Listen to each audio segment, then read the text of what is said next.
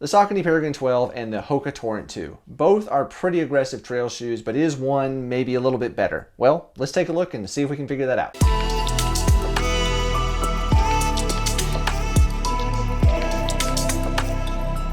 But before we dive in, I do need to let you know that Saucony did provide the Peregrine 12 and Hoka provided the Torrent 2s for review, which I have already done. Full reviews will be in the top right corner. You can take a look at those to get all the details. But today we're just going to compare the two shoes in 6 different categories to see which one comes out on top. But again, before we get into those 6 categories, we're going to go over a few stats. The Saucony Peregrine 12 has a 26.5mm stack height in the rear with 22.5 in the front for a 4mm drop.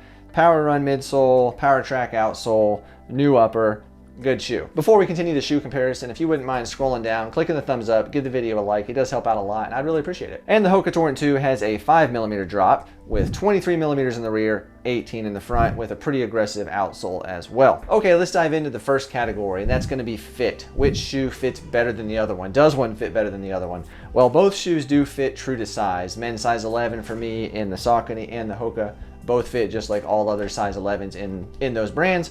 Fit well, but there is a little bit of differences. So the Hoka, the fit in the Torrent 2 is possibly a little bit more narrow in the toe box than the Torrent 1s. Also a little bit more narrow than the Peregrine 12 right here. But the fit otherwise, you know, it fits well, it hugs the foot good. When I first got the shoe, the medial arch was a little bit snug, but now it's kind of loosened up as it's broken in. And it feels a lot better now that I've got like 80 miles on the shoes. They feel pretty good. And switching over to the Peregrine 12, like I mentioned, the toe box in the Peregrine is a little bit wider than the Torrent 2s. Provides ample room for the toes to, I wouldn't say spread out, but it provides plenty of room. And as far as fit goes with the toe box, the lacing system, you can get a really good secure fit on the shoe. It never was pinching in any part of the medial arch. It just fit good on my foot. And the heel lockdown is good as well. So fit, I would probably give the edge to the Peregrine 12, just mainly because of that toe box and the overall snug feel of the shoe.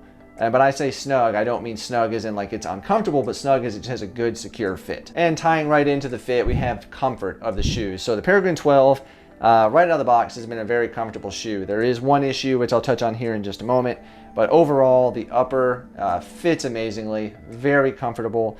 It breathes well, allows your feet to, you know, not get overheated and sweat a ton. It's nice, it fits really well. The lacing system, like I mentioned with the fit, is really good. It provides a very comfortable feel as you run. The tongue is padded enough to give protection from those laces. It's not going to dig into your foot, and it's just the upper is very comfortable. There is one issue on the upper though, and that's with the heel cup. I mentioned this in my full review. You can see it. There is a spot on the heel cup where the padding has actually been rubbed raw, basically. I mean, you can see back into the shoe.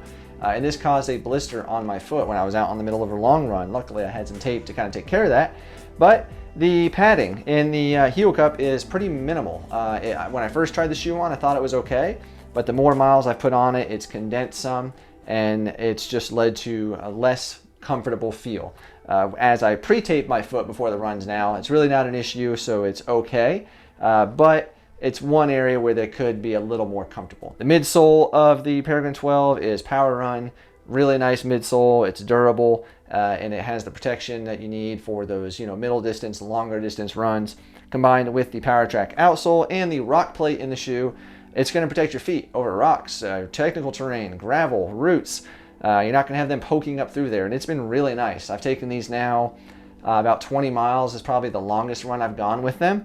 And it's been comfortable. There's really not been any foot fatigue, so I've been very happy with the Saucony Peregrine 12. And switching over to the Hoka Torrent 2, again, this is also a very comfortable shoe. The upper is maybe not as breathable as the Peregrine 12. It does feel a little thicker. It doesn't allow as much airflow to get through there. There is more padding in the heel cup though, and I've not had any issues with the shoes, you know, falling apart on me and causing any blisters, which is nice considering these do actually have more miles than the Peregrine 12s on them already, and they are wearing better on the inside. The tongue is quite thick, probably 2 to 3 times as thick as the Peregrine 12, so not any issue with the laces digging into the heels. It just gets a good lockdown. The one thing I'll note, the laces on the Torrent 2 are a little long. They're very long. I actually have to tuck them into the front here when I run because they kind of hang down a little bit and slap my legs as I'm running. Not an issue with the Peregrine 12, by the way. Just these laces are perfect length. I really love the thickness of them. They're flat, and it's comfortable. These are a little thicker. They are flat, but a little bit thicker. So again, back to the Hoka Torrent 2 with the comfort. The midsole, it's a good midsole. This thing, I've worn the Torrent line for up to about 40 miles. These ones here, I've probably done about 25 miles in as my longest run. And I didn't have any issues with foot fatigue. There is no rock plate in the Torrent 2. And you can kind of feel that with a lot of rocks, especially if you're going to wear them for a long race, like a 50 miler or higher. You'll probably feel that fatigue in the foot. But overall, the Hoka Torrent 2 is a comfortable shoe. I would probably lean towards the Peregrine 12 being a little bit more comfortable.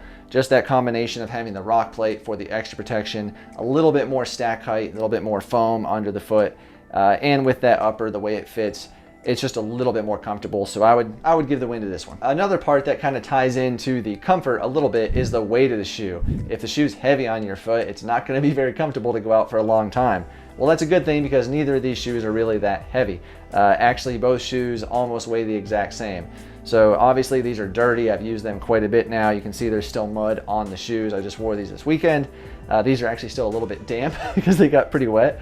But the weight, so men's size 11, threw them on the scale when they were clean, and these weighed 299 grams or 10.5 ounces, which is, you know, a fairly okay weight for a men's size 11 shoe. It's not that bad. Hoka Torrent 2 is basically the same thing, 298 grams or about 10.5 ounces.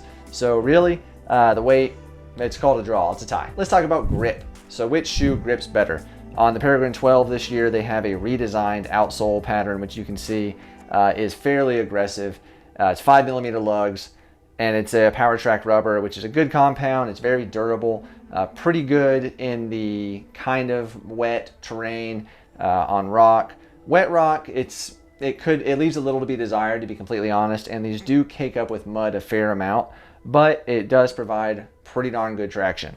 Moving over to the Hoka Torrent 2, however, it's a redesigned outsole as well from the Hoka Torrent 1. So it is a little bit different, and these lugs are 5mm as well, so same lug depth, both fairly aggressive shoes. But the outsole compound on the Hoka Torrent 2, I would give a little edge to. It feels a little bit more grippy on wet rocks. It's definitely a little more confidence inspiring versus the Peregrine 12. With the Peregrine 12, I have noticed when I jump onto a rock or if I might be pushing off, it does slip a little bit. I haven't really noticed a lot of that with the Torrent 2s. It's been very secure even on wet rock. In mud, snow, both of the shoes are pretty wet, pretty good. These don't seem to cake up with mud as well either. So I'm gonna give the win in the grip category to the Hoka Torrent 2. Moving right along to durability. Which shoe is gonna last you longer? So I've got about 75 miles on these so far. The midsole does not really show many signs of creasing, a little bit here and there, but it still feels really good, pretty much brand new. It doesn't feel like it's compressing. The forefoot feels really good. I haven't noticed any sort of tears to the upper at all. It seems to be held together really well and constructed well. That outsole, like I mentioned, it's a really good compound. It's going to last for quite a while.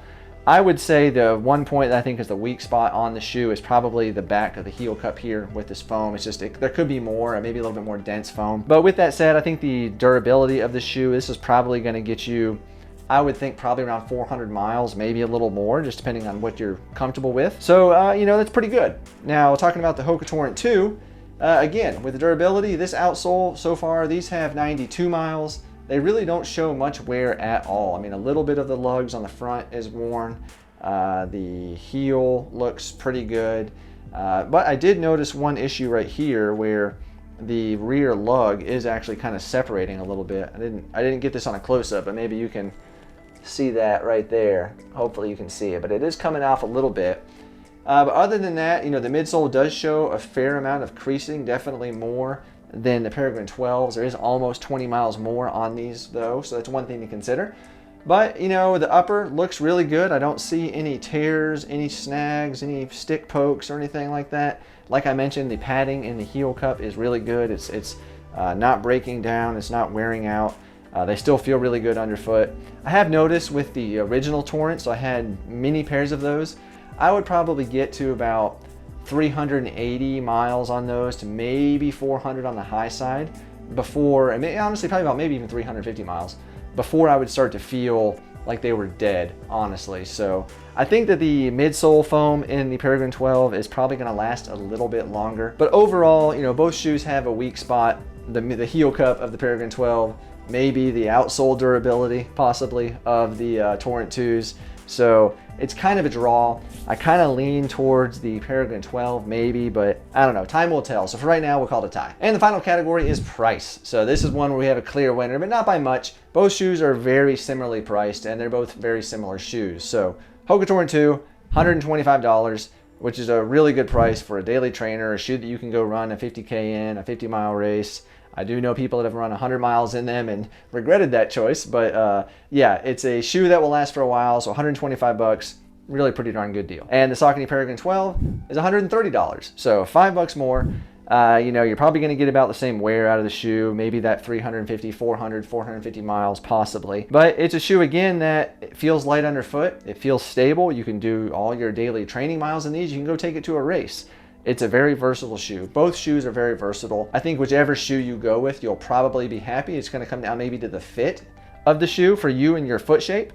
But for me, really, both are great shoes. I have found in the hotter days, I do tend to go for the Peregrine 12. It's a little bit cooler shoe. It breathes better and it feels lightweight. Even though they both weigh about the same, it just, I don't know if it's the midsole compound and it has a little bit more bounce to it possibly, which has a little bit more pep in my step.